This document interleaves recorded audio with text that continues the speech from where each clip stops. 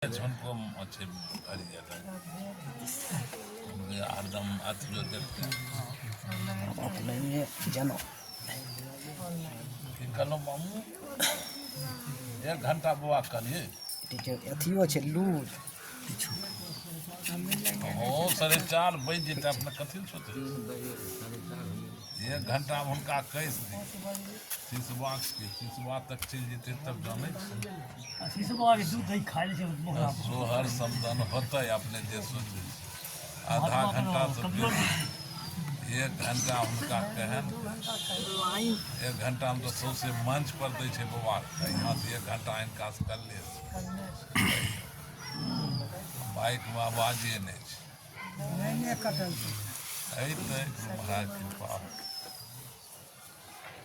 बिना बेटी तो मरबा के चले 200-300 रुपया लै छै रात दिन बजबा 300 रुपया अइते नहीं समय आइ छै गड़बड़ बैटरी वाला रहे छै उतने वो रुपया उतने लेते आ लाइनो बैटरी को वाला उतने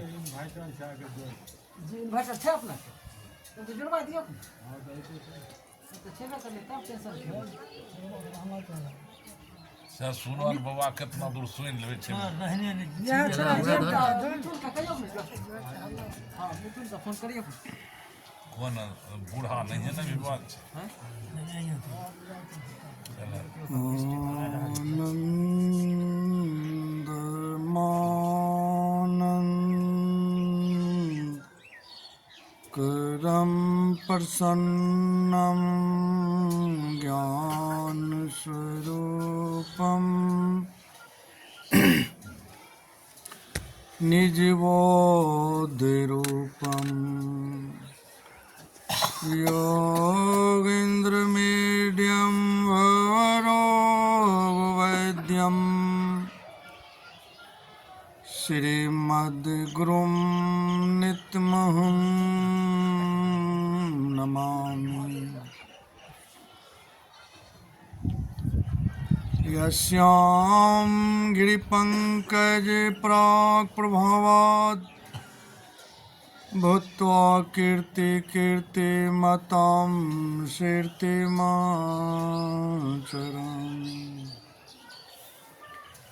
तं सद्गुरुं सतत सर्वसुखं सद्गिर्यं वन्दे सदा विमल बोधघनं विचित्रम् वन्दे गुरुपदकंज कृपा सिंधु नररूपहरे महामोहतम पुंज जासु वचन रविकर निकर मेरा मुझ में कुछ नहीं जो कुछ है गुरु तो तेरा तुझको सौंपता क्या लागत है। और व्यक्त रूप में मंचासीन गुरुदेव भगवान के श्री युगल चरणों में ये दास का सशत नमन। व्यक्त रूप में मानव जीवन का सबसे बड़ा महत्वपूर्ण कर्म सत्संग करने हेतु सत्संग सभा में उपस्थित हमारे बुजुर्ग सत्संगी कुलदीप बाबू मास्टर साहब, सार्जन बाबू, नवीन बाबू, रघुनंदन बाबू, आयोजनकर्ता भीखो बाबू, जिनका नाम नहीं जानता हूँ, सबों के श्री चरणों में आज नया साल के दिन दंडवत प्रणाम करता हूँ।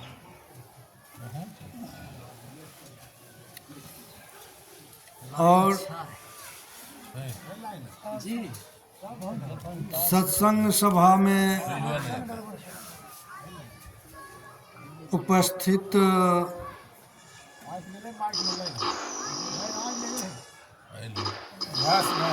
आदरणीय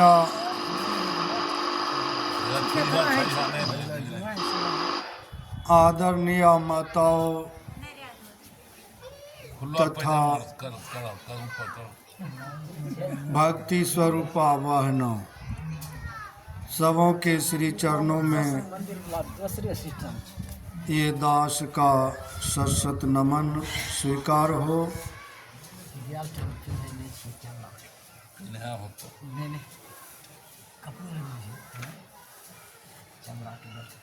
धर्म प्रेमी सज्जनों, माताओं तथा भक्तिशीला बहनों, आज साल के नया दिन है। साल के पहला दिन है। हमारे भीखो बाबू बड़ा सोच समझ के आज के दिन सत्संग का आयोजन लिया कि नया साल के दिन हमारा जीवन सत्संग में बीतना चाहिए।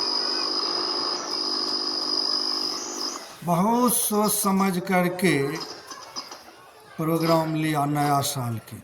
बड़ा शुभ मुहूर्त है आज। बुजुर्ग सत्संगी तो भीखो बाबू हैं ही, और सोच समझ करके आयोजन भी लिया कि नया साल के दिन हम सब परिवार का जीवन सत्संग में व्यतीत हो, और जो समय सत्संग में व्यतीत होता है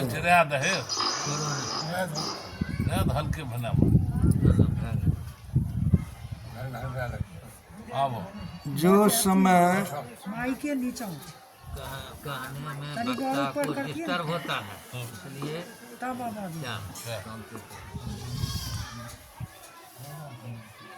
जो समय सत्संग में व्यतीत होता है उस समय के मुकाबला में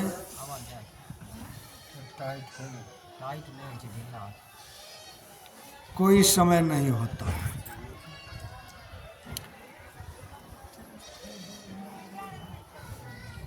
और अभी नया साल के दिन श्री रामचरितमानस के सप्तम सोपान उत्तर कांड से पाठ भी मनुष्य शरीर की महिमा के संबंध में हुआ कि मनुष्य शरीर पाकर क्या करना चाहिए या क्या नहीं करना चाहिए। इसी मनुष्य शरीर की महिमा के संबंध में मर्यादा पुरुषोत्तम भगवान श्री राम का उपदेश आज आप लोग सुने रामायण से। मर्यादा किसको कहते हैं? जो हमेशा मर्यादा में रहते हैं। ये नहीं कि यहाँ कुछ बोल दिया, 2-4 डेग चलने के बाद कुछ बोल दिया, यहाँ कुछ बोले, 1 घंटे के बाद कुछ बोल दिया। वह आदमी, वह मनुष्य, वह नहीं, मर्यादा जो हमेशा मर्यादा में रहते हैं वही मर्यादा पुरुषोत्तम, जो सभी पुरुषों से उत्तम है, वही मर्यादा पुरुषोत्तम भगवान श्री राम आज खड़ा होकर उपदेश कर रहे हैं। कब की बात है? ये त्रेता युग की बात, ये कलयुग है।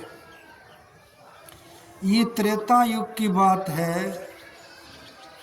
कि जब भगवान मर्यादा पुरुषोत्तम श्री राम त्रेता युग में अयोध्या के राजा थे। तो भगवान के राजत्व काल में सब प्रजा सुखी और संपन्न थे, किसी को भी किसी प्रकार का दुख तकलीफ नहीं था। भगवान के राजत्व काल में सब प्रजा खुश, इतना खुशी थे भगवान के राजत्व काल में अयोध्या के लोग कि अयोध्या के किसान लोग जब चाहते थे हमारे खेतों में बारिश हो तो इंद्र भगवान बारिश करते थे, और जब किसान लोग चाहते थे कि अब बारिश नहीं हो तो वर्षा समाप्त हो जाता था। इतना ही सुख अयोध्या के लोगों को नहीं था, और सुख था। और क्या सुख था भगवान के राजत्व काल में कि अयोध्या के लोगों को जितना गर्मी की जरूरत था, सूर्य भगवान उतना ही अपना गर्मी का प्रभाव अयोध्या के लोगों पर डालते थे। जितना गर्मी की जरूरत था उतना ही सूर्य भगवान तपते थे। इतना ही नहीं, अयोध्या के लोगों को जितना ठंडी की जरूरत था चंद्रमा उतनी ही शीतलता देती थी। देखिए कितना बड़ा सुख भगवान के राजत्व काल। जितनी अयोध्या के लोगों को ठंडी की जरूरत थी उतना ही चंद्रमा शीतलता देती थी। और क्या सुख था, दैहिक दैविक भौतिक तापा रामराज काहू न व्यापा। देही दुख, दैविक दुख और भौतिक दुख, देह में लगा हुआ दुख दैहिक दुख है, दैविक दुख जो परमात्मा देते हैं, भौतिक दुख जो संसार के लोग एक दूसरे को देते हैं। ये तीनों प्रकार के दुख में से एक भी दुख अयोध्या के लोगों को नहीं था। अयोध्या के लोग सुखी और संपन्न थे। इतना सुखी संपन्न रहने पर भी भगवान को चिंता होने लगा। भगवान को चिंता होने लगा कि अभी मेरे राजत्व काल में हमारे प्रजा सुखी और संपन्न हैं, लेकिन जब मैं इस शरीर को त्याग करके परलोक चला जाऊंगा तो हमारे प्रजा को दुख होगा। अभी तो हमारा प्रजा धन के बल पर सुख भोग रहे हैं, लेकिन ये धन मरने के बाद परलोक में तो सुख देगा नहीं। ये धन तो साथ में जाएगा नहीं, साथ में जाने वाला संपत्ति है धर्म।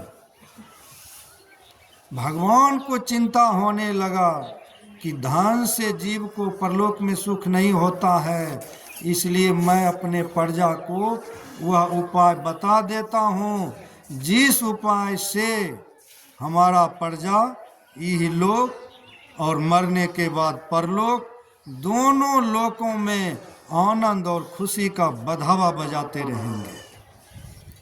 वही उपाय मैं आज बताने जा रहा हूँ। भगवान ने कहा वही उपाय आप लोगों को मैं बता रहा हूँ। ऐसा सोचकर भगवान अपने राजत्व काल में आम सभा लगाए। आम सभा का मतलब होता है कि उस सभा में सब कोई आकर बैठ सकते हैं। काट छाँट नहीं होता है कि ब्राह्मण बैठेंगे डोम नहीं बैठेंगे। आम सभा इसी सत्संग को कहते हैं। भगवान आम सभा सत्संग रूपी आम सभा लगाए अपने दरवाजे पर कि सब कोई आ सकते हैं इस सभा में, किसी को मना नहीं है। जैसे आज भिखो बाबू आम सभा लगाए हैं, किसी के लिए मना नहीं, सब आइए। सब सत्संग में बैठकर अपना परम कल्याण कीजिए, अपना भलाई कीजिए। ये आज जो सत्संग करा रहे हैं हमारे भिखो बाबू, बहुत बड़ा पुण्य का काम कर रहे हैं, पुण्य बांटने का काम कर रहे हैं। आज नया साल के दिन आज हम लोगों को पुण्य बांट रहे हैं, आप सब लोगों को भिखो बाबू पुण्य बांट रहे हैं। लेकिन हम सब लोगों को सत्संग में बैठे हैं, सत्संग सुनने से तो पुण्य होगा ही, पुण्य तो कमा ही रहे हैं। लेकिन थोड़ा थोड़ा सबसे कट कट करके आयोजनकर्ता के पास सबसे ज़्यादा पुण्य जमा होता है। सबसे कट कट के कमीशन भिखो बाबू के पास थोड़ा थोड़ा जाएंगे, आयोजनकर्ता के पास ज़्यादा पुण्य जमा होता है। तो आज नया साल के दिन पुण्य बांटने का काम हमारे भिखो बाबू कर रहे हैं। आज भगवान श्री राम उपदेश कर रहे हैं। आम सभा लगाए, आम सभा में भगवान गुरु वशिष्ठ, ब्राह्मणों और पूर्ववासियों, अयोध्या के नर नारी सबको अपने दरवाजे पर बुलाए। अब बुलाकर भगवान विनम्र भाव से कहने लगा, बड़े भाग मानुष तन पावा, सुर दुर्लभ सब ग्रंथ ही गावा, साधन धाम मोक्ष कर द्वारा, जाहि न पर लोक सुधारा।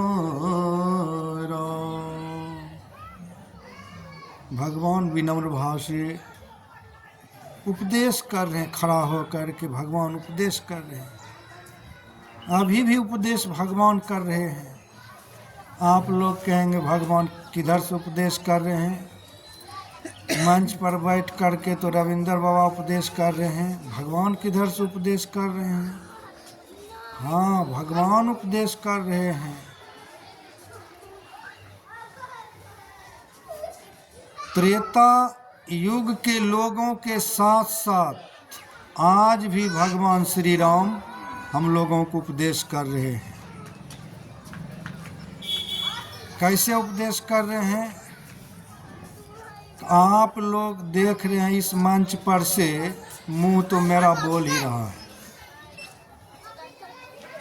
मुंह तो मेरा बोल ही रहा है, लेकिन मेरे मुख से भगवान का कहा हुआ वचन निकल रहा है।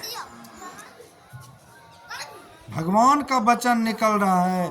भगवान और भगवान का वचन कभी मरता नहीं है, सदैव जिंदा रहता है, सदैव जिंदा रहता भगवान का वचन।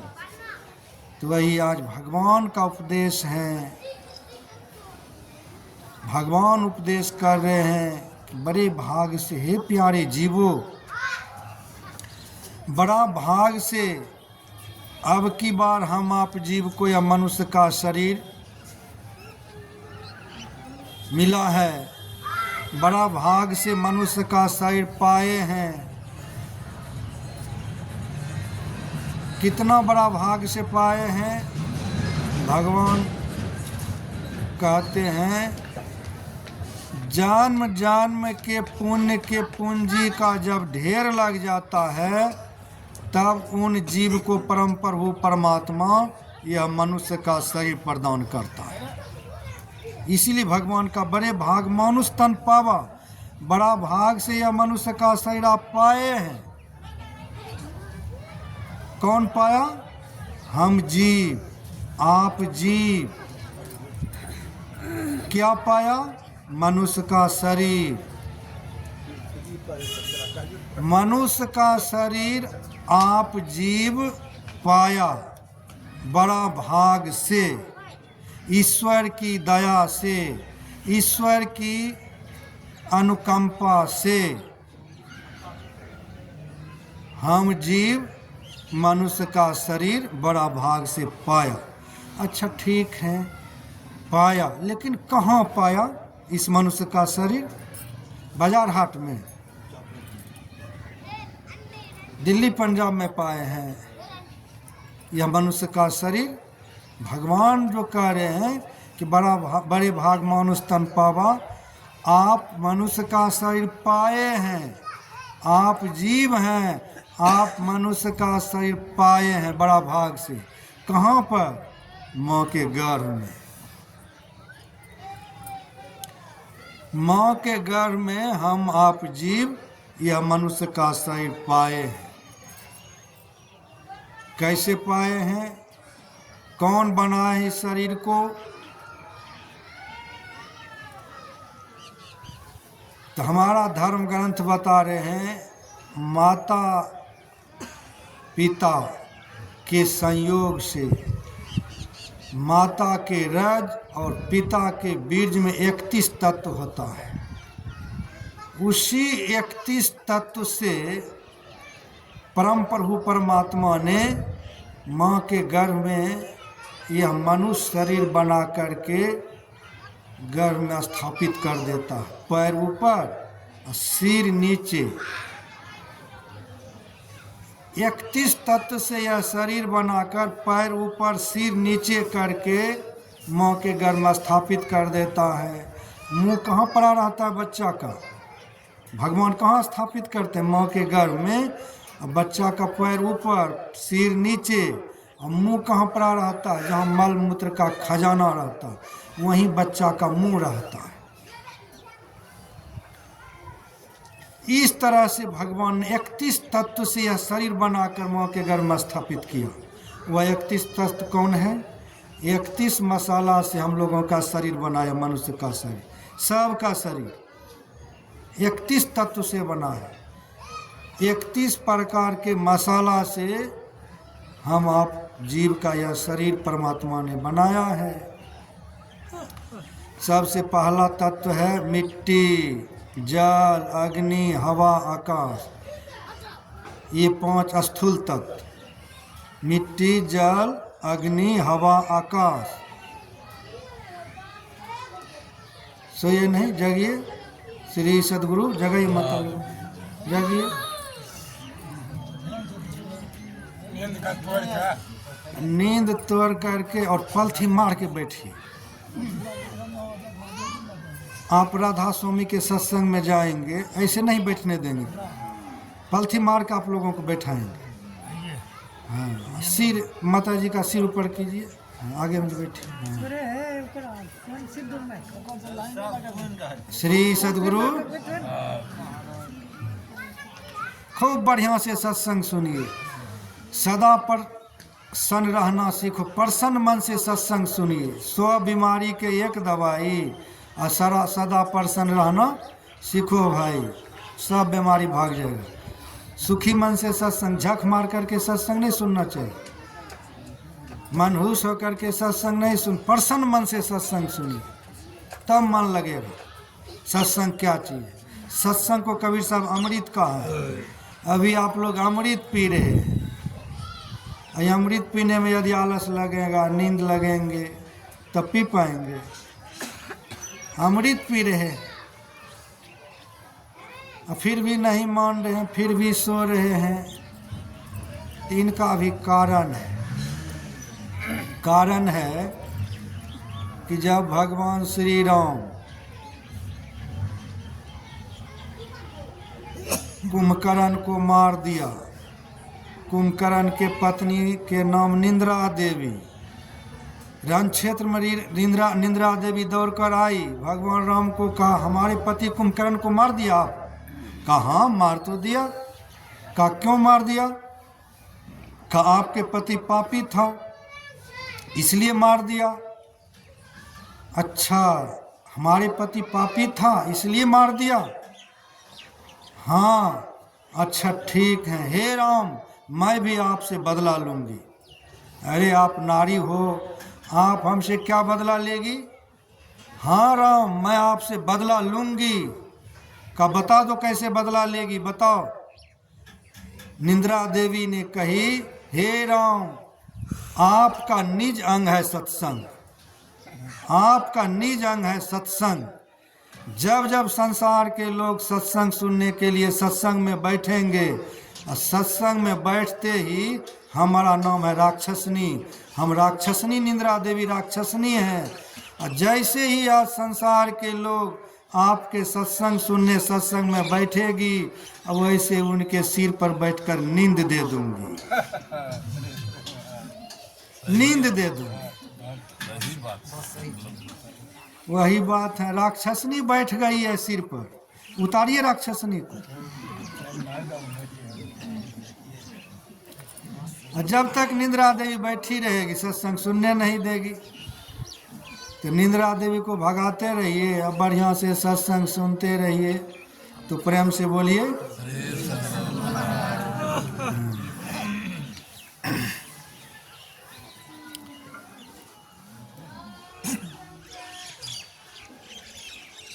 इकतीस तत्व में कह रहा था, हम लोगों का शरीर 31 तत्व से बना है।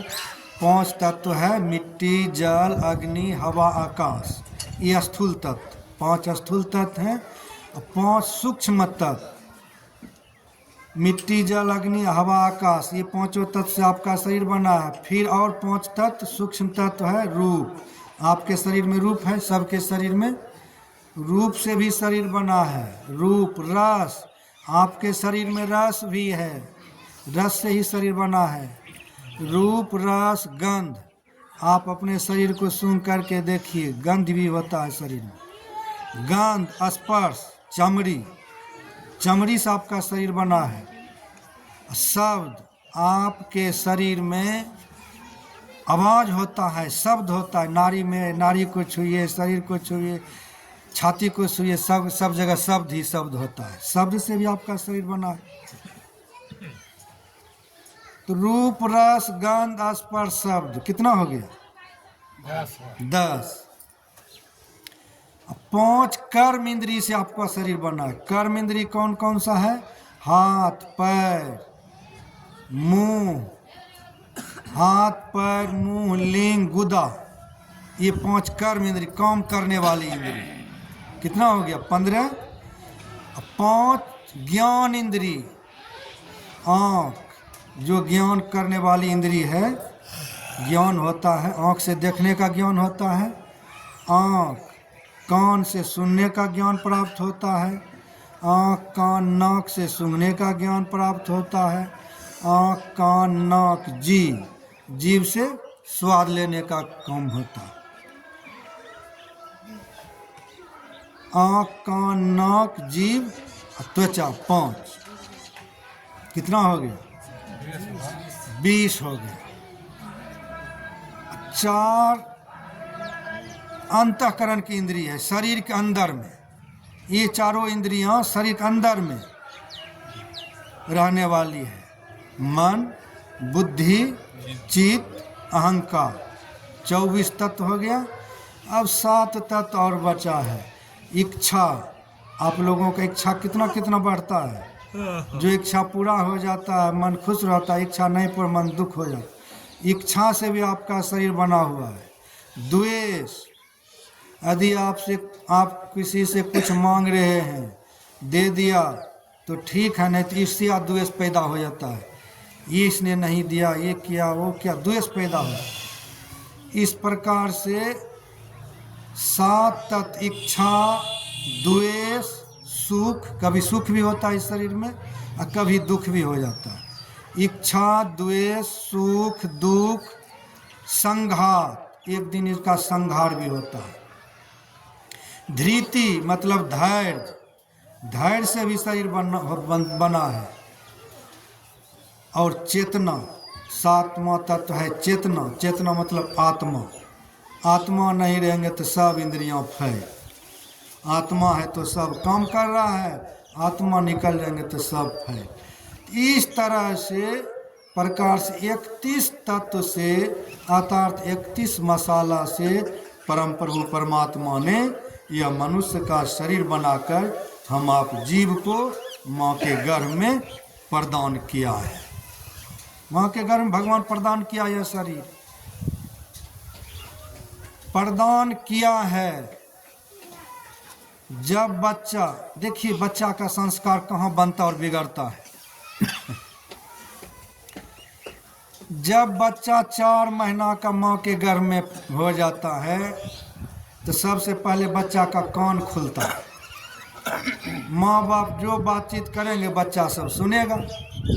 4 महीना में बच्चा का कान खुल जाता है। माता पिता जो अच्छा खराब बातचीत करते हैं सब बच्चा अंदर में सुनते हैं। यदि बच्चा 4 महीना का हो गया, हमारा धर्म ग्रंथ बता रहे हैं कि यदि गर्भवती माता लोग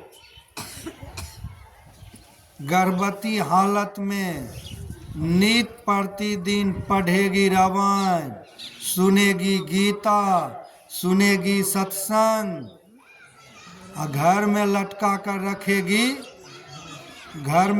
कर रखेगी संत भगवंत का फोटो, नित प्रतिदिन सत्संग सुनेगी, भागवत सुनेगी, रामायण पढ़ेगी, गीता पढ़ेगी, 9 महीना समय इस तरह से बिताएगी तो निश्चित रूप से धर्मात्मा पुत्र और धर्मात्मा पुत्री पैदा होंगे।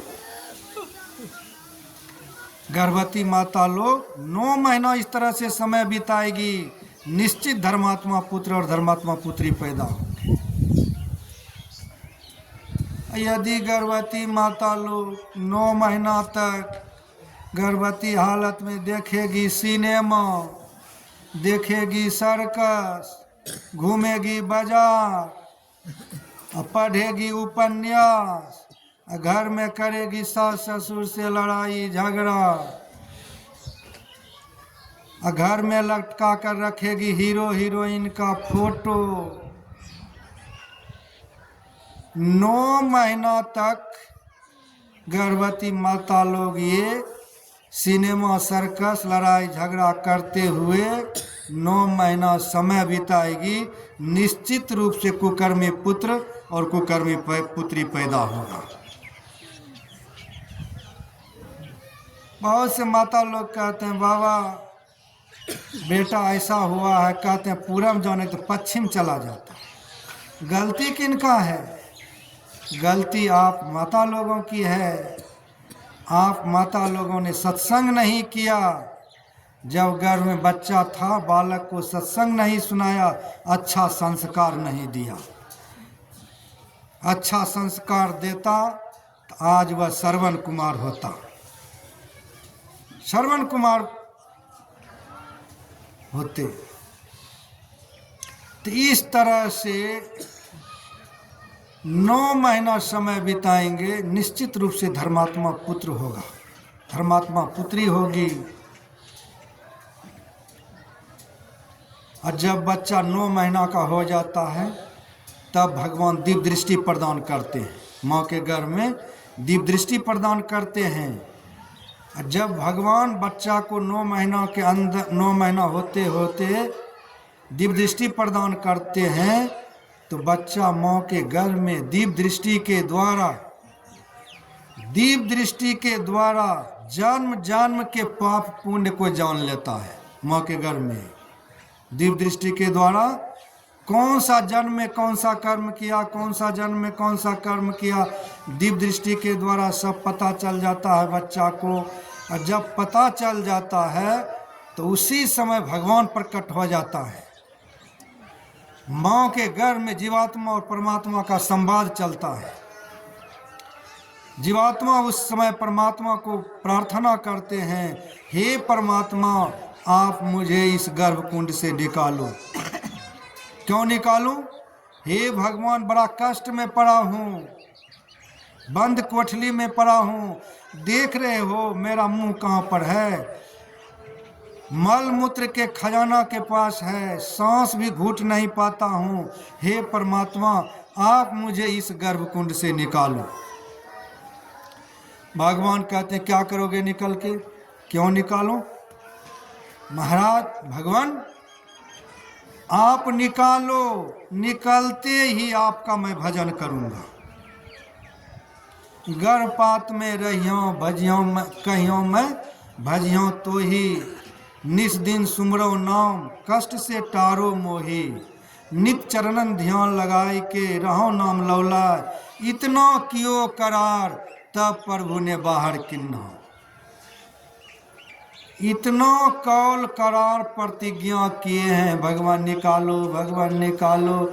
निकलते ही भगवान मैं आपसे प्रतिज्ञा करता हूँ, निकलते ही मैं आपका भजन करूँगा, भजन शुरू कर दूंगा। निकलते ही भगवान निकालो, मैं प्रतिज्ञा करता हूँ, इस कष्ट से मुझे टारो, टार दो हे परमात्मा। निकलते मैं आपका भजन करूँगा, इतना कियो कौल करार तब भगवान बाहर निकालते हैं। अब बाहर निकलते ही संसार के हवा लगते ही बच्चा, हे भगवान कहाँ कहाँ, संसार के हवा लगते ही भूल जाते हैं। हाँ, कहाँ कहाँ करने लगते हैं, बच्चा भूल जाता है। अब भूल जाता है तब फिर छींक होता है, बच्चा को तुरंत छींक होता है। छींक होता है तो उस समय माया बच्चा को चेतावनी देता है, करे रुको, तुम कहाँ जा रहे हो, संसार की तरफ याद करो। फिर भी बच्चा भूले रह जाता है। छींक देने के बाद रुक जाता है ना, एक यात्रा खराब हो गया, लेकिन बच्चा फिर भी नहीं मानता। छींक तो होता है फिर नहीं मानता है। फिर संसार में आते ही भगवान को भूले रहते हैं। फिर भगवान किसको भेजते हैं, संत को। भगवान खुद आते हैं संत रूप में। अरे गर्भ में तो कौल किया, कौल करार करके बाहर में आकर भूल गया, अच्छा ठीक है एक बार और याद करा देता हूँ। तो याद कहाँ कराएंगे, तो संत महापुरुष लोग कहते हैं भूले मन को समझा लीजिए, सत्संग में आई के जी, अब की बार ना चुकना मनुष्य तन पाई के जी। अब की बार चूक जाओगे तो बहुत बड़ा अनर्थ हो जाएगा। इसलिए सत्संग में आकर गर्व की बात को याद कर लो कि मैंने भगवान को क्या कबूला, भक्ति कबूला, सो भक्ति भूल गया। यहाँ आकर काली माँ दुर्गा माँ के जो पठा खस्सी कबूला, छठ माँ को सूप कबूला। हे भगवान याद पार पार करके काली माँ दुर्गा माँ को पठा खस्सी दे दिया, छठ माँ को सूप दे दिया। अब भगवान को जो माँ के घर में भक्ति कबूला, वही भक्ति भूल गया। माँ के घर में जो भगवान को भक्ति कबूला, वह भक्ति भूल गया। कितना अनर्थ की बात है। मौसम कौन कुटिल खल कौमी, जिन तन दियो ताही बिसरायो। जिन परम प्रभु परमात्मा ने यह मनुष्य का शरीर दिया, उन्हीं परमात्मा को भूल गया। मौसम कौन फुल कटिल खुल कौमी, आपके समान दुष्ट कौन होगा। भगवान को जो भूल जाता उसी को कहते हैं दुष्ट। मौसम कौन कुटिल खल कौमी, उनके समान कुटिल कोई नहीं है, दुष्ट कोई नहीं है, जो भगवान को कौल करार करके बाहर में आकर भगवान को भूल गया। संत महापुरुष वही सबसे बड़ा दुष्ट है। भगवान को ठग लिया, संसार उनके लिए क्या है। जब भगवान को ठग लिया तो संसार उनके लिए क्या। संसार को तो ठकेंगे ही, माँ बाप को तो ठकेंगे ही, दुनिया के लोगों को तो ठकेंगे ही। जिन परमात्मा ने इतना सुंदर शरीर दिया, 9 महीना माँ के गर्भ में रक्षा किया। रक्षा की कौन करते हैं, परमात्मा। माँ के गर्भ में 9 महीना तक जिन परमात्मा ने रक्षा किया, बाहर निकलते ही पेट भरने के लिए माँ के स्तन में दूध दिया। थोड़ा सा बड़ा हुआ कि काजू किशमिश खाने के लिए दूध का दांत तोड़ करके फिर काला दांत दे दिया। जिन परमात्मा ने भोजन करने के लिए मुंह दिया, काम करने के लिए हाथ दिया, चलने के लिए पैर दिया, चलने के लिए पैर दिया, काम करने के लिए दिन को दिया, आराम करने के लिए रात को दिया, सांस लेने के लिए नाक दिया, सुनने के लिए कान दिया, बोलने के लिए मुंह दिया, गंध लेने के नाक दिया, सांस लेने के लिए हवा को दिया, पीने के लिए जल को दिया, चलने के लिए पृथ्वी को दिया, हवा सांस लेने के लिए हवा को दिया, इधर उधर अवकाश लेने के लिए आकाश को दिया। हे भगवान, जिन परम प्रभु परमात्मा ने इतना सब कुछ दिया, उन्हीं परमात्मा को भूल गया। जिन परमात्मा ने इतना सब कुछ दिया है उन्हीं परमात्मा को भूल गया।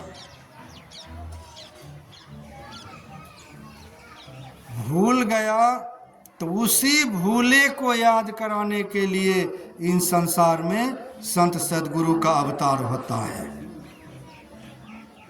भूले को याद कराने के लिए इस संसार में संत सदगुरु का अवतार होता है। लेकिन सत्संग में बैठेंगे तब न ज्ञान होगा।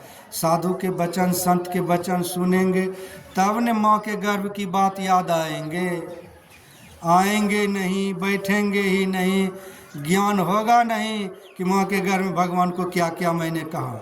प्रतिज्ञा किए हैं तब भगवान बाहर निकाला। एक बार एक हनुमान जी के भक्त थे, तार गाछ पर चढ़ रहा था। हनुमान जी को कबूल दिया कि हनुमान जी तार गाछ पर बढ़िया से चढ़ जाएंगे और बढ़िया से उतर जाएंगे तो 10 किलो लड्डू चढ़ेंगे। तार गाछ पर चढ़ने लगा, चढ़ गया, खूब बढ़िया से उतरने लगा। लवनी लेकर के आधा गाछ में जब आया तब सोचने लगा, ये तो हनुमान जी कहाँ कुछ किया, ये तो अपने हाथ पैर से गाछ पर चढ़ा और गाछ पर से उतर कर आधा पैर पर आ गया। हनुमान जी को लड्डू किस बात का चढ़ाएंगे, किस बात का लड्डू चढ़ाएंगे? अपने हाथ पैर से चढ़ा, अपने हाथ पैर से उतर गया, तब लड्डू किस बात का? अच्छा हनुमान जी अब भी 10 किलो का बोला था तो 5 किलो दे देंगे, लेकिन अभी बढ़िया से उतार दो। 5 किलो तो पक्की रह गया। फिर उतरने लगे, उतरते उतरते गाछ से नीचे उतर गया। फिर सोचने लगा, हनुमान जी आपने कहाँ कुछ सहारा दिया, हाथ भी नहीं लगाया, हम अपने हाथ पैर से उतर गया, अब किस बात का लड्डू चढ़ाएंगे? अब नो गाछ पर चढ़ेंगे और नो तो लड्डू आपको चढ़ाएंगे। देखो यही लीला इस दुनिया की, यही लीला है कि जब कष्ट था माँ के गर्भ में तो कबूल लिया, यहाँ आकर के सुख मिला तो भगवान को भूल गया। यही भूल गया तो भगवान क्या कहते हैं? भगवान श्री राम अपने प्रजा को उपदेश दे रहे हैं कि देह धरे कर यही फल भाई, भजिए राम सब काम बिहाई। इस शरीर को धारण करने का परम फल है ईश्वर की भक्ति। ईश्वर की भक्ति, देह धारण करने का परम फल है ईश्वर की भक्ति। वही भक्ति नहीं किया तो आपका जीवन बेकार हो गया। बड़े भाग से नर्तन पाया, उसमें भी हरि गुण नहीं गाया। रे मूर्ख गमार, जीवन हो गया बेकार, भजन बिनु इस दुनिया में। उनको कहा गमार, संत महापुरुष लोग। रे मूर्ख गमार, जीवन हो गया बेकार, भजन बिनु इस दुनिया में। साधु लोग ये नहीं कहा बाल बच्चा नहीं हुआ तो आपका जीवन बेकार हो गया, पढ़ लिख करके नौकरी नहीं लगा तो आपका जीवन बेकार हो गया, धन दौलत नहीं है तो धन दौलत के बिना आपका जीवन बेकार हो गया, बिजनेस में घाटा लग गया तो बिजनेस के बिना आपका जीवन बेकार हो गया। ये सब कुछ नहीं कहा संत महात्मा लोग, कहा भजन बिना, भक्ति के बिना आपका जीवन बेकार हो गया। एकमात्र ईश्वर भक्ति के बिना रे मूर्ख गमार, जीवन हो गया बेकार, आपका जीवन बेकार हो गया। फिर भगवान कह रहे हैं कि पुनः भगवान श्री राम हम लोगों को उपदेश कर रहे हैं कि यह मनुष्य का शरीर देवताओं को भी दुर्लभ है, स्वर्ग के देवता को यह मनुष्य का शरीर दुर्लभ है, लेकिन आप लोगों को, आप जीव को प्राप्त हो गया है। प्राप्त हो गया है, इस शरीर से ईश्वर की भक्ति करो। यदि भक्ति नहीं करोगे, संत भगवंत की बात को नहीं मानोगे, मान कर दीक्षा लेकर सत्संग नहीं करोगे, तब सुन लो क्या होगा। पुनः भगवान कह रहे हैं, सो प्रत दुख पावई ने, सो प्रत दुख पावई, सिर धुनि धुनि पछताए, अकाल ही कर्म ईश्वर ही मिथ्या दोष लगा। भारी दुख होगा यहाँ और मरने के बाद वहाँ, तब भगवान को दोषी ठहराएंगे। भगवान दुख देता है, भगवान दुख देता है। भगवान कह रहे हैं भक्ति करो, अब भक्ति कर ही नहीं तो दुख होगा कि नहीं होगा? दुख होगा। सो प्रत दुख पावई, भगवान कहते इतना दुख होगा, इतना दुख होगा कि सिर धुन धुन कर रोना पड़ेगा। कब? मरने वक़्त, और मरने के बाद जब वहाँ जाएंगे यमपुरी में 28 नरक है, वहाँ पर 28 नरक में सताए जाएंगे, और सताए जाएंगे, भूख लगेगा, प्यास लगेगा, तो वहाँ पर कौन मिलेगा? आपका पति मिलेगा, चाहे आपका पत्नी मिलेगा, भाई मिलेगा, दोस्त मिलेगा, ये सब वहाँ कुछ नहीं मिलेगा। जमदूत मिलेगा, जमदूत सामने मिलेगा। जमदूत भूख लगा है, भोजन दो, भोजन दो। अच्छा भोजन तो दूंगा, पहले ये बताओ, पहले ये बताओ कि तुम अपने माँ बाप को कभी बढ़िया मन से भोजन दिया? अपने माँ बाप को बढ़िया मन से पानी पिलाया? पिलाए ही नहीं है, बढ़िया मन से भोजन कराए ही नहीं है, तो मुंह बंद हो जाएगा। अच्छा चलो, माँ बाप को नहीं पिलाया, नहीं सत्संग कभी करवाया? भीखो बाबू को पूछेंगे तो डट कर जवाब देंगे, हाँ नया साल के दिन मैंने सत्संग करवाया, नया साल के दिन बड़ा शुभ मुहूर्त देख करके मैं सत्संग करवाया। और जो कभी जीवन में करवाए ही नहीं है सत्संग, क्या जवाब देंगे? अरे दुनिया को ठग कर के आए हो, माँ बाप को ठग कर के, यहाँ भी तुम ठगे जाओगे। तुमको बढ़िया मन से पानी देने वाला यहाँ कौन मिले? अच्छा ठीक है, मुँह बाओ। जैसे ही मुँह बाएंगे, मुँह बाओ भोजन देता हूँ, वैसे ही जमदूत लाल लाल लोहा का गोला मुंह में डाल देता है। देखिए क्या दुर्गति होगा, एकमात्र भजन के बिना, एकमात्र सत्संग के बिना।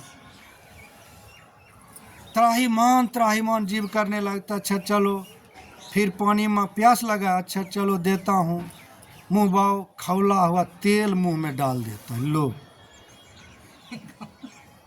ये सब दुर्गति होगा। इसीलिए भगवान चेता रहे हैं, भगवान चेता रहे, सिर धुन धुन कर पछताना पड़ेगा ना, खौला हुआ तेल पीना पड़ेगा, भूख लगेगा तो लोहा का गोला खाना पड़ेगा, तो कितना अपार कष्ट होगा कि नहीं होगा।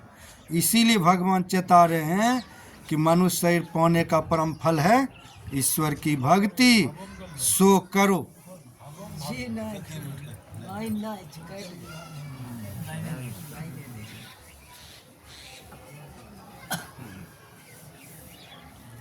सो ईश्वर की भक्ति करो। यदि भक्ति नहीं करेंगे तो भगवान ने कहा उनके पूर्वज रोते रहते हैं पीतर लोक में। जो मनुष्य शरीर पाकर गुरु से दीक्षा लेकर सत्संग भजन नहीं करते हैं, उनका पूर्वज रोते रहते हैं पीतर लोक में।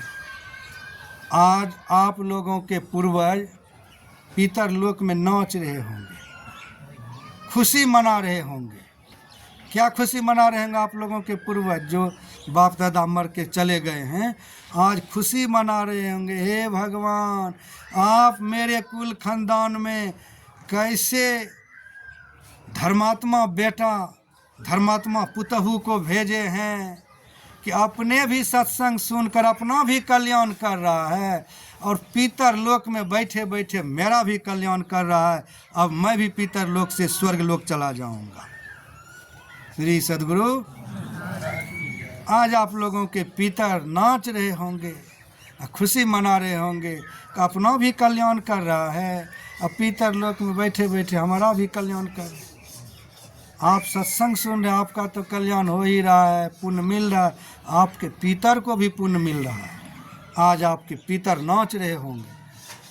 और जो सत्संग भजन करते ही नहीं है, भक्ति करते नहीं, दीक्षा लिए नहीं है, उनके पूर्वज आज रो रहे होंगे, हे भगवान घर के बगल में सत्संग हो रहा है, घर के बगल में सत्संग हो रहा है, अब फिर भी सत्यानाश सत्संग में जाकर नहीं बैठ रहा है। बगल में सत्संग, धनखेता गांव के बगल में, धनखेता गांव में सत्संग हो रहा है, अब बगल में घर है, अब फिर भी सत्यानाश सत्संग में बैठ नहीं रहा है। न तो बैठ कर के अपना कल्याण कर रहा है और न तो हमारा कल्याण होने दे रहा है। अब तो हम नरक में ही रहना पड़ेगा। हम आज रो रहे होंगे, जिनके पूर्वज, जिनके कुल खानदान में सत्संग भजन नहीं होता है, उनके पुत्र रोते रहते हैं। इतनी बड़ी महिमा इस साधु समाज के सत्संग की, उनके कुल खानदान पितर लोग में बैठकर रोते रहते हैं। ऐसे पापी का जन्म दिया, हे परमात्मा, अपना भी सत्यानाश कर रहे हैं, नरक में बैठे बैठे मेरा भी सत्यानाश कर रहा है, मेरा भी सत्यानाश हो रहा है। तो आप लोगों को लोहा का गोला नहीं मिलेगा। आप लोग तो सत्संग कर रहे हैं। सत्संग करने वाले जीव को, भक्ति करने वाले जीव को कबीर साहब कहा है, आए हैं सो जाएंगे राजा रंग फकीर, एक सिंहासन चढ़ चले एक बंधे जा जंजीर। पापी जंजीर में बंधकर यमपुरी नरक में जाता है और सत्संग करने वाला पुण्यात्मा सिंहासन पर बैठकर वैकुंठ जाता है। एक सिंहासन चढ़ चले, सिंहासन पर बैठ करके वैकुंठ जाता है। और ज़्यादा ध्यान करेंगे तो मोक्ष स्थान पर जाएंगे इसी जन्म में। तो पुण्यात्मा को लेने के लिए देवदूत आते हैं और पापी को लेने के लिए जमदूत आते हैं। जाने में फर्क है। कबीर साहब कहा, इस दुनिया में आए हैं तो सब, लेकिन जाएंगे भी सब, लेकिन जाने में फर्क है, अंतर है कि पापी जंजीर में बंद कर यमपुरी जाता है और पुण्यात्मा सिंहासन पर, विमान पर बैठ करके वैकुंठ जाता है। दोनों में यही अंतर है। यही अंतर है। यदि भजन करेंगे, सत्संग करेंगे तो सीधे वैकुंठ चले जाएंगे। एक आदमी था, एक आदमी को जमदूत से दोस्ती हो गया था। उन्होंने कहा, सोच रहा था हमको तो जमदूत से दोस्ती हो गया है। जमदूत इस संसार में जंजीर बांध करके ले जाते हैं, हाथ पैर पापी को, भजन भक्ति जो नहीं करते उनको जमदूत पैर हाथ बांध के ले, लेकिन मेरा तो मित्र है जमदूत, हमारा हाथ पर कैसे बांधेंगे, हमारा तो दोस्त है। एक दिन जमदूत पहुंच गया भेंट करने के लिए, खूब मान से स्वागत किया। जाने लगा तो जमदूत को पूछा, महाराज महाराज आप तो मेरा मित्र हैं। हाँ मित्र तो हूँ। सुनते हैं जो भजन भक्ति सत्संग नहीं करते हैं उनके शरीर से प्राण लेने के लिए आप आते हैं। कहाँ आता तो हूँ। अच्छा कैसे आते हो? कहा जंजीर लेकर के आता हूँ, और जंजीर लेकर आता हूँ और मुंगरी लेकर के भी आता हूँ। मुंगरी से उनके शरीर को कूट कूट करके टट्टी पेशाब उतार देता हूँ, तब उनके शरीर से प्राण निकाल कर जंजीर में बांध कर यमपुरी ले जाता हूँ। टट्टी पेशाब क्यों उतारते हो? अरे भगवान को माँ के घर में भक्ति कबूल लिया और संसार में आकर भगवान को ठग लिया, इसीलिए मुंगरी का चोट पड़ता है। भगवान को भूल गया और साधु लोग याद करवाया, साधु लोगों के बात नहीं माना, संत भगवंत के बात को नहीं माना, तो हमारे मुंगरी से तो मान जाएंगे। मैं मुंगरी से मनाने के लिए आता हूँ, अब उस समय एक भी बहाना मैं नहीं सुनता हूँ। मित्र तब तुम मेरा भी नहीं सुनोगे? कहा नहीं, किसी का मैं नहीं सुनता, आपका भी नहीं सुनेंगे, इसलिए भक्ति शुरू कर दो। अच्छा अभी कुछ बाकी है, 2 मंजिल बना दिए हैं, बेटा को 3री मंजिल बाकी है, थोड़ा सा बढ़िया से जल्दी जल्दी बना देता हूँ कमा कर करके, तब भक्ति शुरू करेंगे। अरे मरना कुछ दिन बचेगा तब भक्ति शुरू करेंगे। नहीं नहीं, भक्ति शुरू करो। कब कब तुम्हारे ऊपर काल की फंदा पहुंच जाएंगे, ठिकाना नहीं। अच्छा ठीक है, आपकी बात मान लेता हूँ, आप मेरा मित्र हो, आपकी बात मान लेता हूँ, चलो मैं भक्ति शुरू कर दूंगा, लेकिन 5 साल मरना बचेगा तो आप हमको 4 पत्र भेज दीजिएगा, पत्र भेजिएगा।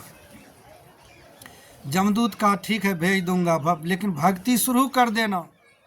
जमदूत चले गए यमपुरी, यमपुरी से पत्र भेज दिया, पहला पत्र भेज दिया तो मूर्ख समझा नहीं, भक्ति शुरू नहीं किया। दूसरा पत्र भेज दिया, मूर्ख भक्ति शुरू नहीं किया। तीसरा पत्र भेज दिया, शुरू नहीं किया। तो चौथा पत्र भेज दिया, अब फिर भी भक्ति शुरू नहीं किया तो जमदूत आ गया मुंगरी लेकर के। मित्र कमर कस लो मुंगरी की मार खाने के लिए। अरे बड़ा गद्दार निकल गया आप। आपने कहा था 4 पत्र भेजूंगा, एक भी पत्र नहीं भेजा, मुंगरी लेकर के पहुंच गया। का आपको भेज दिया हूँ, आपको पता नहीं चल रहा है, लेकिन 4 पत्र भेज दिया हूँ। 4 पत्र मैं ऐसा भेजा हूँ कि जो कि चीर फाड़ करके फेंकने वाला पत्र नहीं है, जीवन पर्यंत, जीवन के साथ श्मशान तक पहुँचने वाला है। वही 4 पत्र भेजा हूँ, इधर उधर फेंकने वाला नहीं, शरीर के साथ जाने वाला है। अरे मित्र वैसा कौन सा पत्र है बता दो। का देखो अपने मुंह को शीशा में देखो। देखने लगा तो का बाल एक भी कच्चा है? का नहीं, सब बाल पक गया। भिखो बाबू का सब बाल पक गया। लेकिन भिखो बाबू तो सचेत हैं, सचेत हैं, भक्ति शुरू कर दिए हैं, इनको क्या परवाह होगा जमदूत का, कोई डर नहीं।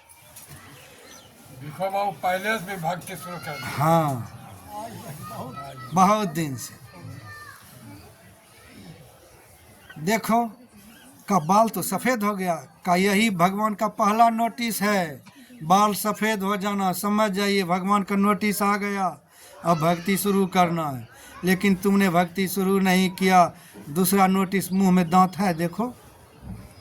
का मुंह में दांत भी तो नहीं है। का यही भगवान का दूसरा नोटिस है।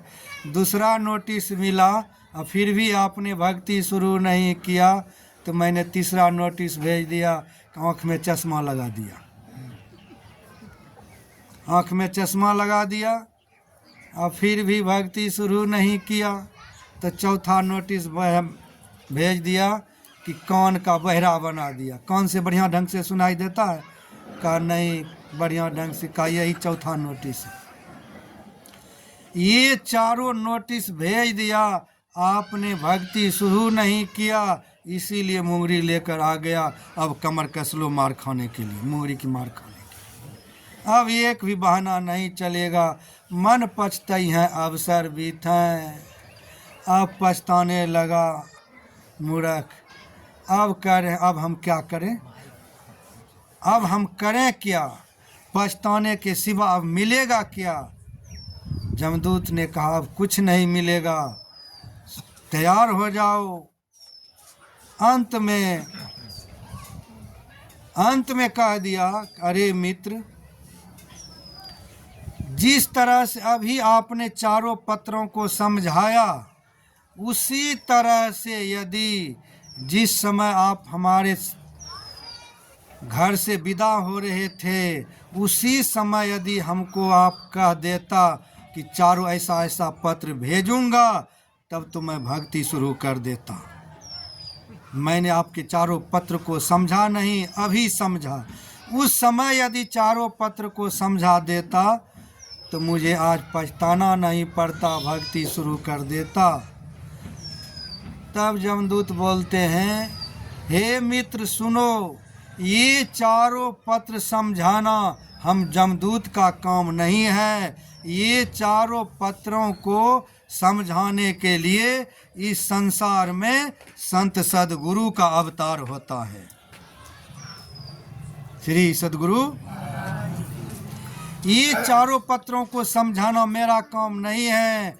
इन चारों पत्रों को समझाने के लिए इस संसार में संत सदगुरु का अवतार होता है। संत सदगुरु के सत्संग में बैठा नहीं, सत्संग सुना नहीं, संत वचन को सुना नहीं, ज्ञान हुआ नहीं। सत्संगी लोगों को तो ज्ञान हो गया कि पहला पत्र क्या है, क्या है मतलब। बाल सफेद होना, हाँ, बढ़िया से नहीं सुन रहा, ऑन करके सुन रही, इसीलिए सुन सफेद होना, दांत टूट जाना, हाँ, आँख में चश्मा लग जाना, कान के बहरा हो जाना, सब सामने है सर। ये चारों पत्र, ये चारों पत्र को आपने साधु के वचन को नहीं सुना, इसीलिए आपको समझ में नहीं आया। कमर कस लो। इस शरीर में, शरीर के दो भाग है। आज्ञा चक्र केंद्र बिंदु से ऊपर ब्रह्मांड भाग है, आज्ञा चक्र केंद्र बिंदु से नीचे पिंड भाग है।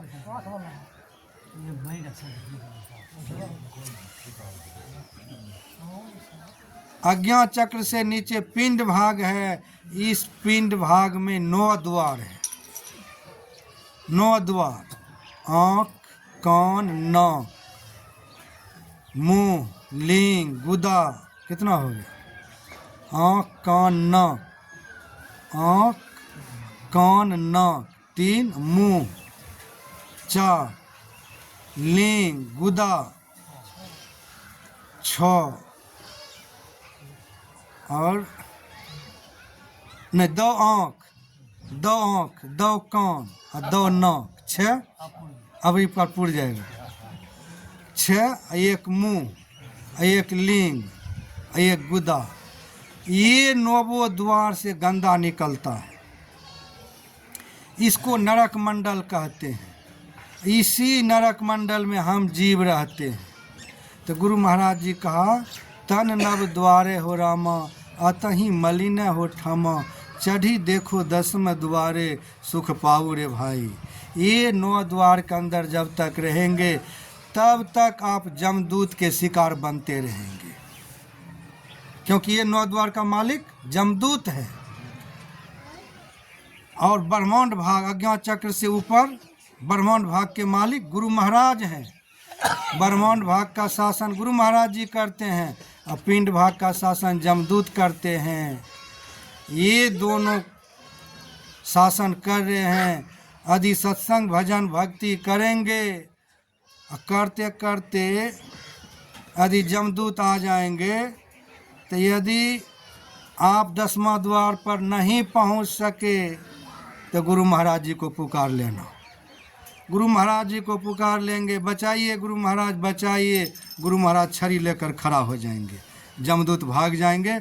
आपका जीवन, आपके इस शरीर से प्राण और एकदम शांति से आराम से निकल जाएंगे।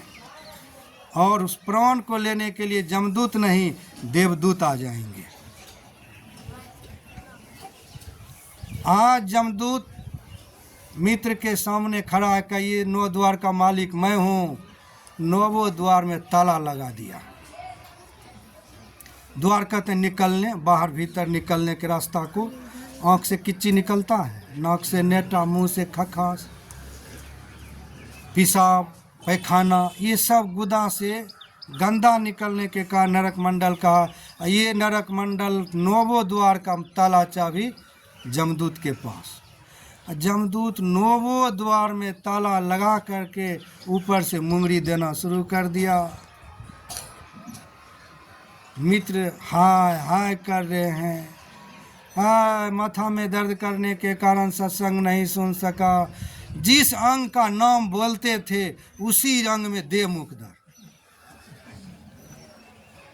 बाल बच्चा पोता पोती खेती गृहस्थी के कारण सत्संग नहीं कर सका, उसी मुंह में दे मुख दर्द। कमर दर्द करने के कारण सत्संग नहीं कर सका, उसी कमर में दे मुख दर्द।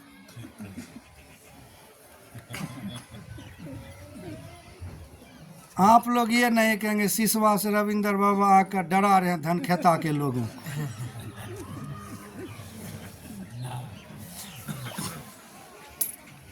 बैठिए।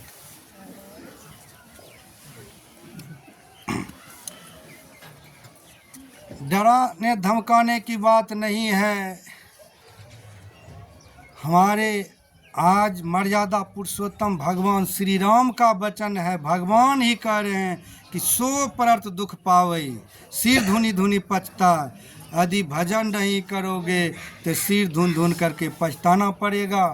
आज नौवो द्वार में ताला लगाकर मुंगरी दे रहे हैं, मुंगरी दे रहे हैं।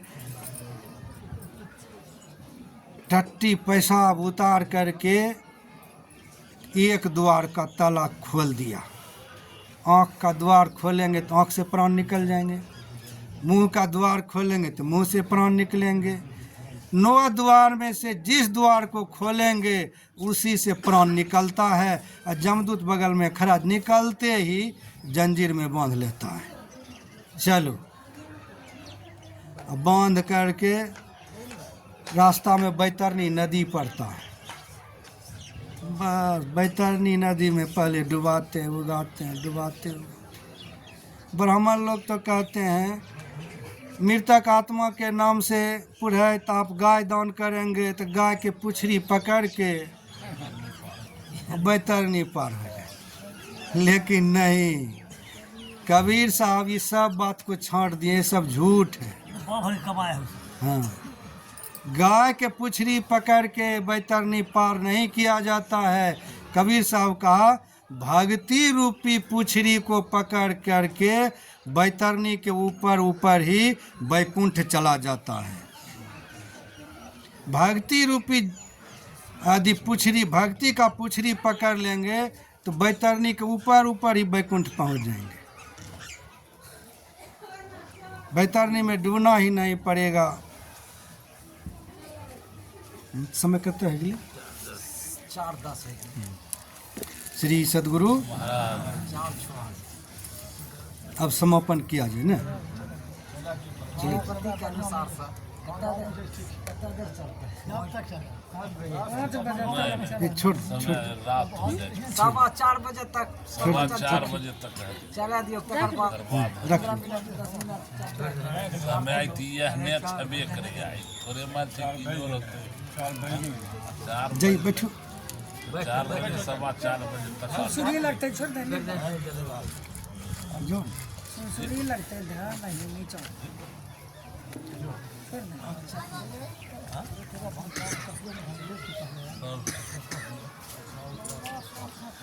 दियो ना 4:15 बजे तक। 15 मिनट और कह दिए थे। 15 मिनट सब चार्ज हुई है। 15 मिनट। श्री सदगुरु समझियो देखते हो। तो कबीर साहब कहते हैं कि भक्ति रूपी पुछड़ी पकड़ के बैतरनी के ऊपर ऊपर ही बैकुंठ पहुंच जाएंगे। सिंहासन पर बैठ करके बैकुंठ पहुंच जाएंगे। बैकुंठ पहुंचेंगे तो वहाँ पर क्या होगा? वहाँ पर आपको स्वर्ग के देवी देवता गला में माला पहना देंगे। जब तक आपके गले का माला लहलहाता रहेगा, खिलता रहेगा, देवी देवता सोचेंगे इनके पास पुण्य है, तब तक तो आपको स्वर्ग में रहने देंगे। जैसे ही गला का फूल कुम्हला जाएंगे, सूख जाएंगे, सब देवी देवता वहाँ से भगाएंगे। अरे तुम्हारा पुण्य छीन हो गया, पुण्य छीन हो गया, भागो भागो। वहाँ से भगाएंगे। फिर स्वर्ग से नरक, पुण्य का फल स्वर्ग, पाप का फल नरक, दोनों भोग भोग करके फिर संसार में आएंगे। और संसार में आएंगे यदि भक्ति भजन सत्संग करके यहाँ से गए हैं, विदा हुए हैं, तब तो आपको इस संसार में श्रीमान के कुल में जन्म होगा। मसखौका के घर में जन्म नहीं होगा। कबीर साहब कहें कि मसखौका के घर में जन्म नहीं होगा। यदि बढ़िया से सत्संग किए हैं इस जन्म में, तब वहाँ से जब यहाँ आएंगे तो श्रीमान कुल कहते हैं पवित्र कुल को। पवित्र कुल किसको बोलते हैं? जिनके घर में एक भी शराबी नहीं, मांसाहारी नहीं, सब शुद्ध आदमी है, उसी को कहते हैं श्रीमान कुल। हम क्यों बताएंगे? आप लोग खुद सोचते होंगे किनका घर श्रीमान कुल है और किनका घर श्रीमान का कुल नहीं। बताने की क्या जरूरत है? कबीर साहब कहते हैं श्रीमान कुल में जन्म होगा, पवित्र कुल। नहीं बतैते के ऊपर में छे ही नहीं बतैते कि नीचा में छी अपना अपना अभी तो ऊपर में नहीं है चाहिए। ऊपर में छे मिठाला श्रीमान आप से समझ गए होंगे, समझे कि नहीं? चलिए आप समझ गए होंगे। तो पवित्र कुल में जन्म होगा। बढ़िया से सत्संग भजन करके जाएंगे तो दोबारा आएंगे तो पवित्र कुल में जन्म होगा। आपके घर में मांसाहारी शराबी जुआरी कुछ भी नहीं, सब सत्संगी, सब सत्संगी। ऐसे कुल में जन्म होगा। सत्संग की यही बहुत बड़ी महिमा है। और मनुष्य जन्म होगा। मनुष्य जन्म लेकर आएंगे, फिर भक्ति का संस्कार मिलेगा। यह भक्ति का संस्कार दीक्षा है। दीक्षा आध्यात्मिक ज्ञान जीव को अधोगति में नहीं जाने देता है। बार बार यही मनुष्य का शरीर लौटा लौटा करके प्रदान करता है। सत्संग की यही बहुत बड़ी महिमा है कि अन्य जोनि में नहीं जाने देंगे, बार बार मनुष्य का शरीर प्रदान करेंगे। कब तक यह सत्संग आप जीव को मनुष्य का शरीर प्रदान करेंगे? कब तक? जहाँ से हम आप जीव आए हैं, जिनका हैं उनके पास पहुँच नहीं जाएंगे। जिनका हैं, हम किनका हैं? परमात्मा की। ईश्वर अंश जीव अविनाशी, चेतन अमल सहज सुख राशि। हम परमात्मा के बेटा हैं। हम जीव हैं। हम आप जीवात्मा के माता पिता परमात्मा हैं। ये माता पिता तो 2-4 दिन के लिए है। ये सब जो माता पिता माया के बाजार है, ये सब माता पिता 2-4 दिन में सबको सब छोड़ करके जाएंगे। लेकिन हमारे असली माता पिता परमात्मा, हम आप जीव के माता पिता परमात्मा हैं। जब तक हम आप जीवात्मा परमात्मा के पास पहुंच नहीं जाएंगे, जिनका है उनमें मिल नहीं जाएंगे, तब तक यह सत्संग हम आप जीव को यही मनुष्य का शरीर प्रदान करते रहेंगे। देखिए सत्संग की कितनी बड़ी महिमा है, कितना दम है इस सत्संग में। बार बार मनुष्य शरीर प्रदान करेंगे। जितना दम सत्संग में है उतना दम किसी भी धर्म के संप्रदाय में नहीं है। यह सत्संग सनातन धर्म है। आज नया साल है। नया साल के दिन जब मैं सिसवा से चला, आए तो मोटरसाइकिल से, लेकिन रोड सड़क पर लिखा हुआ मैंने देखा, पढ़ा। रोड पर लिखा हुआ था, लिखने वाले लिख दिए थे, happy new year 2025, happy new year. कुछ बच्चा भी हम लोगों को, बाबा हैप्पी न्यू ईयर, बाबा हैप्पी न्यू ईयर, वेलकम। हाँ वेलकम। साथ साथ हम भी बोल दिए चलो भाई। अजमेर से आप नहीं हो, नए साल के अथी पर चलिए फ्लैट में। हम भी बोल दिए, बच्चा भी बोल रहे तो हम भी बोल दिए। सारे दुनिया के लोग आज यही बोल रहे हैं। सारे दुनिया के लोग आज भगवान से दुआ मांग रहे, हैप्पी न्यू ईयर, हमारा जीवन सुखमय हो। यही ना हैप्पी न्यू ईयर का मतलब, हमारा जीवन सुखमय हो। हे परमात्मा हमारा जीवन सुखमय हो, हमारा जीवन सुखमय हो। सब आज नया साल के दिन भगवान से यही मांग रहे हैं। सब कोई मांग रहे हैं यही, लेकिन माई के काम करते तब न सुख दुखमय वाला करै छै, लेकिन दुखमय वाला जीवन सुखमय होगा कैसे? कते खाली कट कुट होइल होते ठिकाना, लेकिन जीवन सुखमय होगा कैसे यह तो पता नहीं। चल रहल छै उल्टा। कैसे होगा अच्छा पता नहीं। बोल तो रहे हैं कि हमारा जीवन सुखमय हो, हमारा जीवन सुखमय हो, लेकिन सुखमय होगा कैसे यह तो पता है ही नहीं। पता है ही नहीं कि जीवन सुखमय कैसे होगा। कर्म चल रहा है दुखमय वाला, अब फल मांग रहे हैं सुखमय वाला। कर्म चल रहा है सुखमय वाला, फल मांग रहे हैं। कर्म चल रहा है दुखमय वाला, फल मांग रहे हैं सुखमय वाला। हो जाएगा सुख? ये सुख होगा ही नहीं। आपको पटना जाना है, आप कटिहार वाली गाड़ी पर बैठ जाएंगे, अब बैठ करके कहेंगे भगवान हमको पटना पहुंचा दो, भगवान पटना पहुंचा दो, तो भगवान पहुंचा देंगे पटना? कभी नहीं पहुंचाएंगे, क्योंकि रास्ता ही गलत पकड़ लिए हैं। पटना जाने वाली गाड़ी पर आप नहीं बैठे हैं, आप गाड़ी पर बैठे हैं कटिहार जाने वाली। ठीक उसी प्रकार से आप जो बोल रहे हैं कि जीवन सुखमय हो, जीवन सुखमय हो, जीवन सुखमय होगा कैसे? जिस गाड़ी पर बैठकर आपका जीवन सुखमय होगा उस गाड़ी को तो पकड़े ही नहीं है। वह गाड़ी है यही सत्संग, ईश्वर की भक्ति। इस गाड़ी को पकड़े नहीं हैं। कर्म चल रहा है दुखमय वाला और खोज रहे हैं फल, खोज रहे हैं सुखमय वाला। कर्म चल रहा है दुखमय वाला, दुखमय वाला क्या कर्म चल रहा है? सबसे ज्यादा हिंदू लोग, सबसे ज्यादा हिंदू लोग बकरा का हलाल, मुर्गा का हलाल, मुर्गी का हलाल, पाठा खस्सी का हलाल आज नया साल के दिन ही करेंगे।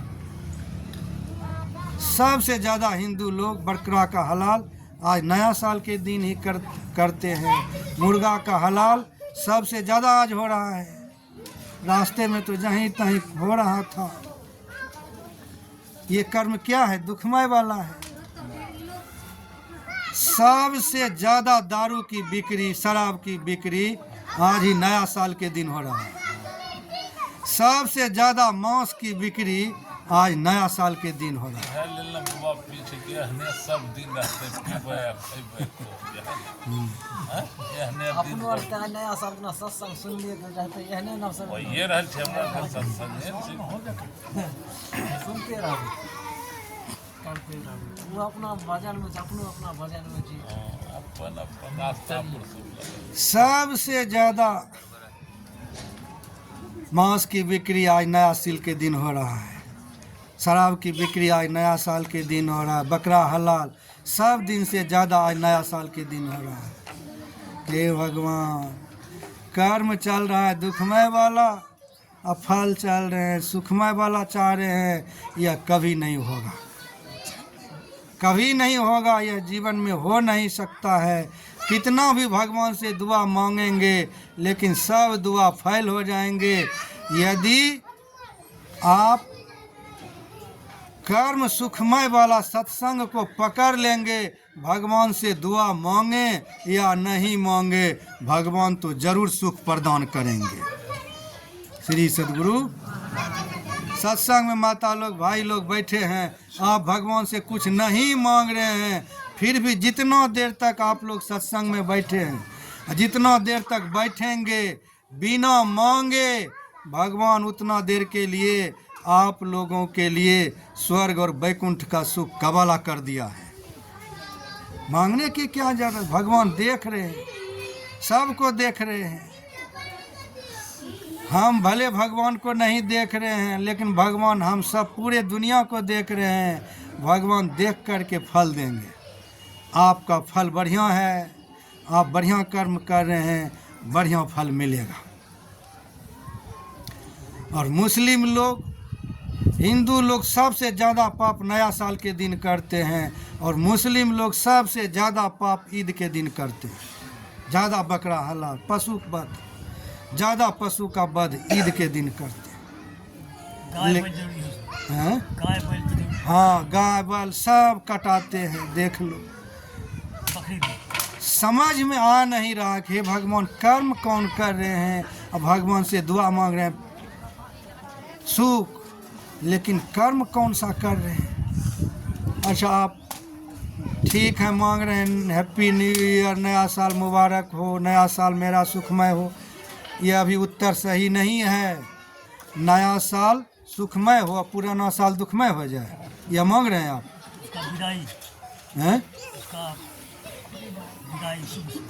हाँ, यह भी नहीं मांग रहे हैं आप कि नया साल सुखमय हो, पुराना साल दुखमय हो जाए, यह भी नहीं मांग रहे हैं। यह भी समुचित उत्तर नहीं हुआ। तब क्या मांग रहे हैं? जब तक संसार में रहें तब तक सुख से रहें, यहाँ से जाने के बाद वहाँ दुख हो परलोक में, यह भी मांग रहे हैं आप? आज नया साल के दिन यह मांग रहे हैं कोई? यह भी समुचित उत्तर नहीं हुआ। यह भी नहीं मांग रहे हैं, यह भी आपको पसंद नहीं है। यह भी दुख पसंद नहीं है। आप मांग रहे हैं हे परमात्मा यही लो, और यहाँ से जाने के बाद, मरने के बाद परलोक, दोनों जीवन हमारा सुखमय हो, दोनों जीवन हमारा मंगलमय हो। यही आपकी मांग है, यही आपकी मांग है। यह मांग पूरा होगा कैसे? इसी सत्संग को करने से। काम करने के बाद, हाँ, काम करने के बाद ऐसे कैसे जो काम करता है दिन भर उसको रोज देना ही पड़ता है। जो कमाएगा सुख।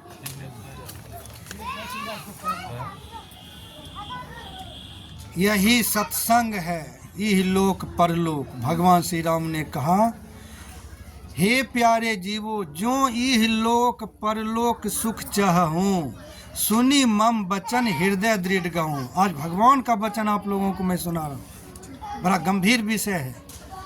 भगवान कह रहे हैं जो इह लोक परलोक, यहाँ और वहाँ दोनों लोक में यदि आप सुख चाहते हो, हे प्यारे जीवो सुनो, सुनी मम वचन हृदय दृढ़ गहूं। मैं जो बोल रहा हूँ उनको आप अपने हृदय में धारण करो, अपने हृदय में धारण करो मैं जो बोल रहा हूँ।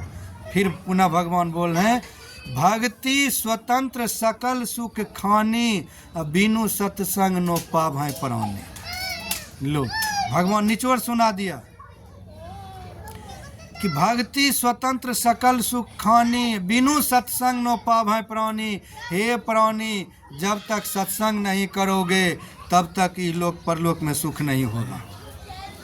भगवान निचोड़ सुना दिया कि दोनों लोक में सुख चाहते हो तो सत्संग करो। सत्संग करोगे, यह सत्संग आप जीव को दोनों लोक में आनंद और खुशी प्रदान करेंगे। सच्चा सुख, सच्चा आनंद प्रदान करने वाली यह सत्संग है। जो करेंगे उनको सच्चा सुख और सच्चा आनंद की प्राप्ति होगा। सच्चा सुख, सच्चा आनंद है कहाँ? आप लोग कहेंगे कहीं खोजने के लिए जाना है, तो भगवान कहते हैं कहीं खोजने के लिए, सच्चा सुख सच्चा आनंद को कहीं खोजने के लिए नहीं जाना है। प्रत्येक मनुष्य के शरीर में सच्चा सुख सच्चा आनंद विद्यमान है। इसी मनुष्य के शरीर में सच्चा सुख सच्चा आनंद है। वह सच्चा सुख सच्चा आनंद कहाँ पर है मनुष्य के शरीर में? 10वां द्वार। वहाँ पर पहुँच करके देखिए, आपको पहुँचते ही जीते जी इस शरीर में रहते हुए सच्चा सुख और सच्चा आनंद की प्राप्ति हो जाए। उसी को कहते हैं 10वां द्वार, उसी को कहते हैं मोक्ष का द्वार। 10वां द्वार को मोक्ष का द्वार, अज्ञा चक्र बिंदु, त्रिनेत्र, शिव नेत्र, सब उसी को कहते हैं। वही है मोक्ष के द्वार। जीते जी ध्यान भजन के द्वारा वहाँ पहुँचिए मोक्ष के द्वार पर। ध्यान के बल से आपको सच्चा सुख सच्चा आनंद जीते जी प्राप्त हो जाए। जो सुख चाहेंगे भगवान का बिनु सत्संग ध्यान के वह नहीं मिलने वाला है। ध्यान करोगे सच्चा सुख आपके शरीर में है, इसी शरीर में मिलेगा। वही है मोक्ष का द्वार। मोक्ष का द्वार प्रत्येक मनुष्य के शरीर में 10वां द्वार है। द्वार तो आप लोग बहुतों का देखे होंगे।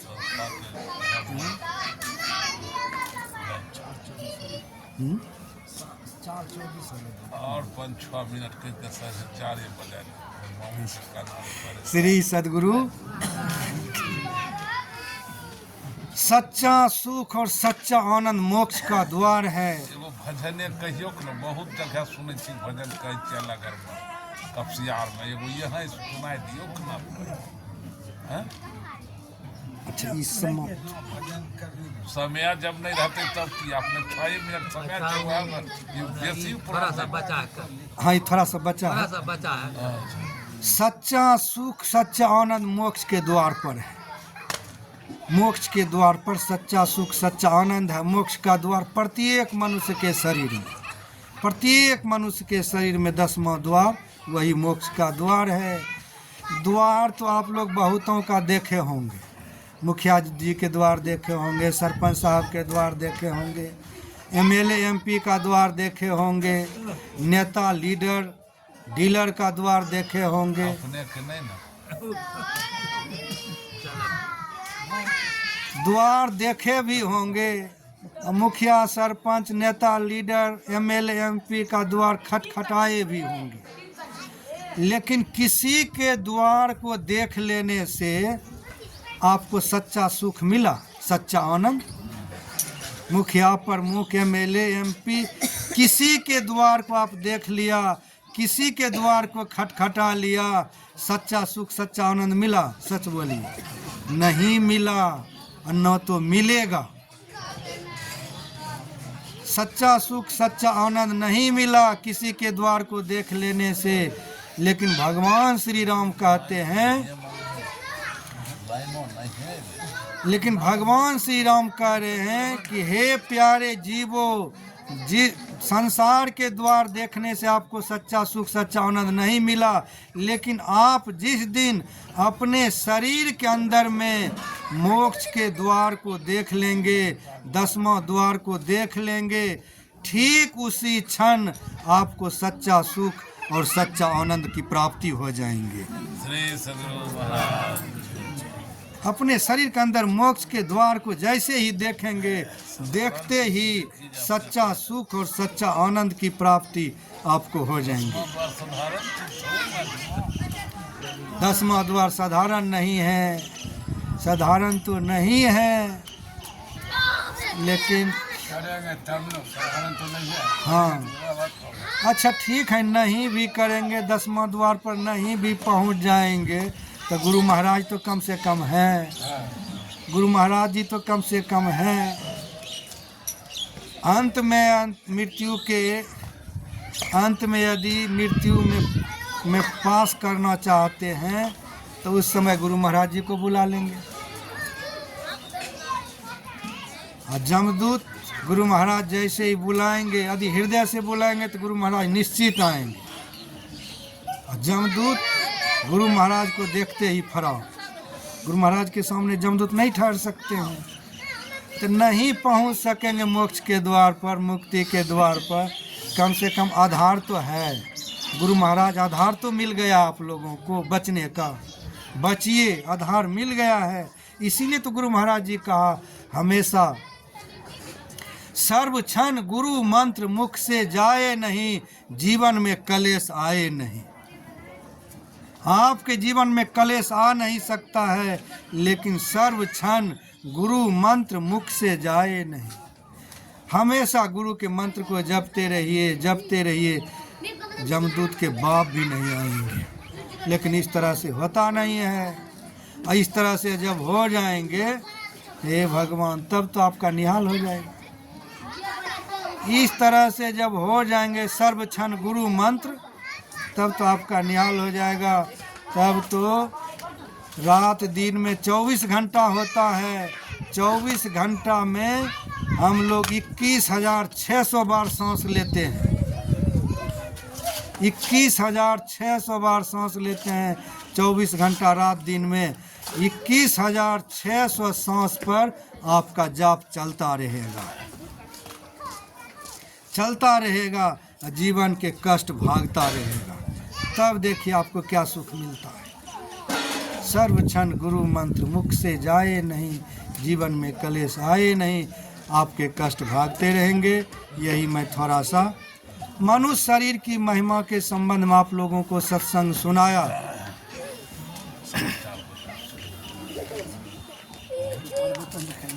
नया साल में हमारा पुत्र भी करते रहेगी।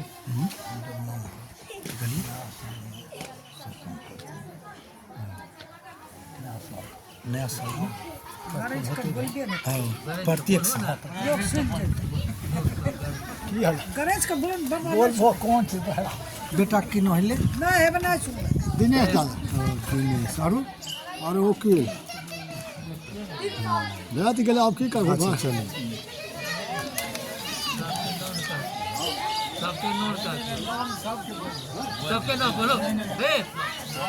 देखियो सुनियो, वकील यादव सबसे बड़ा, दिनेश बाबू, वकील बाबू, रोहित, सुबोध, जुगर, भीखो बाबू के 5 पुत्र हैं।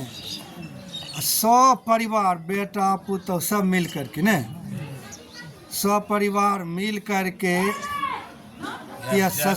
यह सत्संग का आयोजन आज नया साल के दिन। भीखो बाबू तो बोल रहे हैं प्रत्येक साल में नया साल के दिन सत्संग का आयोजन रखता हूँ, प्रत्येक साल। उसी प्रत्येक साल की भांति अब की बार भी नया साल में सत्संग करा रहे हैं। बहुत बड़ा पुण्य का काम किया है, पुण्य बांटने का काम किए हैं। तो इनके 100 परिवार को मैं गुरु महाराज जी से निवेदन कर रहा हूँ, गुरु महाराज इनके 100 परिवार को आप अच्छी बुद्धि देने की कृपा करें, सद्बुद्धि देने की कृपा करें, ताकि इसी तरह से सत्संग भजन करवाते रहे। श्री सद्गुरु महाराज की जय। आप लोग भी बैठे हैं, माता लोग भी बैठे हैं। आप लोग कहेंगे भीखो बाबू के लिए गुरु महाराज जी से निवेदन किया, बाबा 2 रंग क्या करेंगे, हमारे लिए कुछ नहीं। तो आप सब लोगों के लिए भी गुरु महाराज से निवेदन करते हैं। माता लोग बहुत ठंडी में बैठी हुई है, भाई लोग ठंडे में बैठे हुए हैं। आप लोगों के लिए भी गुरु महाराज जी से प्रार्थना करता हूँ, इन माई दाई के गुरु महाराज भाई लोगों के भी अंग समांग को ठीक रखने की कृपा करें, ताकि बढ़िया से बैठकर सत्संग सुन सके। यही मैं गुरु महाराज जी से निवेदन किया। अब मैं अपनी वाणी को विराम दे रहा हूँ। आप सभी धर्म प्रेमियों को प्रणाम कर रहा हूँ। ओम शांति, ओम शांति। इति श्री जय गुरु महाराज।